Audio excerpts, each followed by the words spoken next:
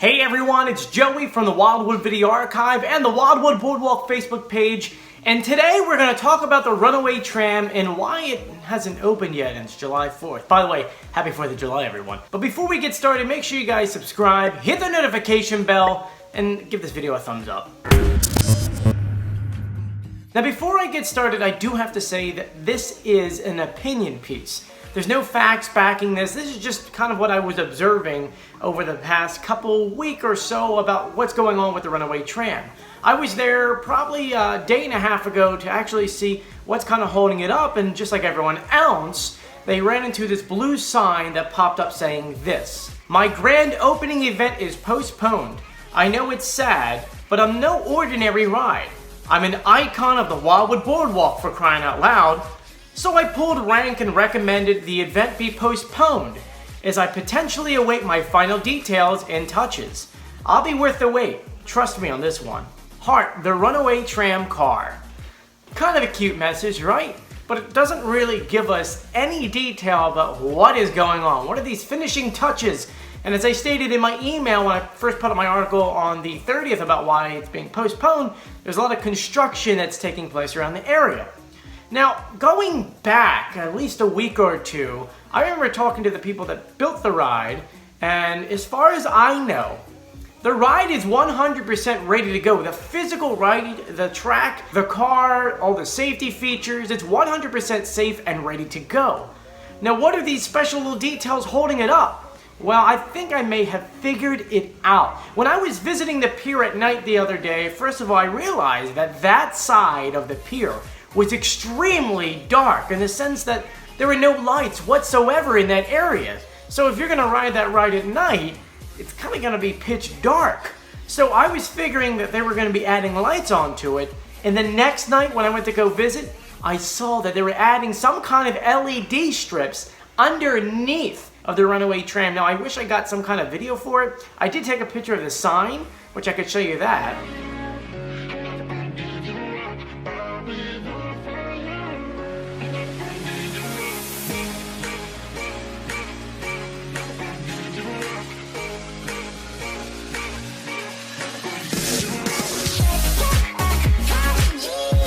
Oh, and I know the A is out, but I didn't actually get a picture of the track lighting going on just because it was so dark, but there was someone working on it to install these lights. Now the next day I went by to go ahead and see what it was, and it really was. It was about an 8-inch by 3-inch, I guess maybe, I don't know what you call those, just a strip of LEDs that they were installing underneath of it. So I'm assuming it's either going to be chaser lights, as the car goes they light up, or it's going to be lights that are going to be constantly lit to light up that entire area.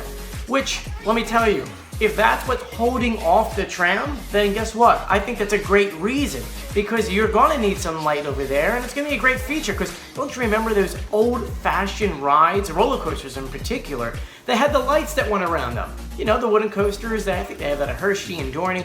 To me, it adds a lot of class to a ride, so if that is what Morey's is doing, then guess what? I'm totally down for that. Now besides that, there are a few little cosmetic things that they have been working on. They added a few signs around there, such as on the platform itself, they added on the ticket sign. Once again, it's 7 tickets. I'm not going to complain, it's going to be totally worth it. And of course, another thing they needed to fix was that A in that sign. So there are little cosmetic construction things that they are working on.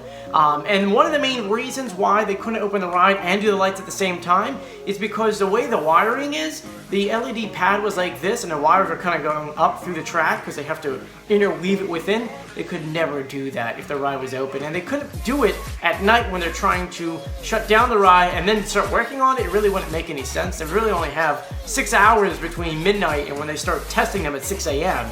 So it really wouldn't be smart.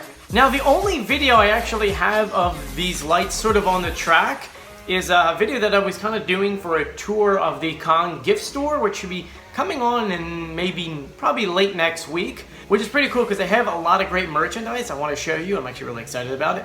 But anyway, but this is the video that I captured. First I have to say my sister's dancing in it like an idiot because I'm a twin and that's what twins do to each other. But it's really kind of hard to see the strip lighting because I'm panning kind of fast, so I'll stop it halfway in the middle and kind of point it out to you.